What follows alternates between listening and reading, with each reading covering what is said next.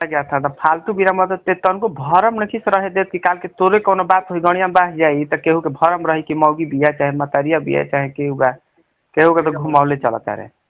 अच्छा आइयो पता लागल कि पहुंच गली हो जा देहरादून। के अच्छा रहा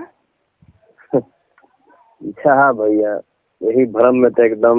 हाय फ्रेंड्स, वीडियो को लास्ट तक जरूर देखिएगा, पूरे डिटेल से हम समझाने वाले हैं। लेकिन आप लोग तो जानते हैं कि सोशल मीडिया पे अक्षय सिंह पवन भैया को बहुत ज़्यादा ही बदनाम करने पे लगी है, क्योंकि अक्षय सिंह एक देहरादून गई थी, उसके बाद पवन भैया बदनाम बहुत ज़्यादा ही हो गए थे। तभी डिम्पल सिंह पवन भैया को बचाएं कि पवन भैया शरीफ आदमी हैं और उनको बदनाम लगाना यानी कि आप लोगों को बेवकूफ़ी है, ये सब वो सब बोली थी, आप लोग ही क्या बोल सकते हैं। लेकिन ज्योति सिंह में यहीं पे इज्जत मतलब कसर भी नहीं छोड़ती। ज्योति सिंह भी पवन भैया को बदनाम करने पे लगी है और अक्षय सिंह भी कसर नहीं छोड़ रही है, क्योंकि इन दिनों में लाइव आकर अक्षय सिंह किसी सोशल के मीडिया के माध्यम से बोलते हैं कि पवन भैया ने ये चीज़ बोल दिया, पवन सिंह ने वीडियो लीक कर दिया, पवन सिंह ने ऐसा कर दिया।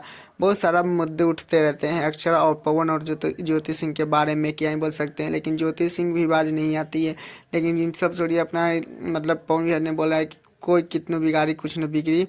लेकिन मेरे चैनल पर न तो चैनल को सब्सक्राइब, वीडियो का लाइक करें। टाटा बाय बाय, आज के लिए इतना ही। और हमें कमेंट में अपना विचार लिखते हो जाएगा। टाटा।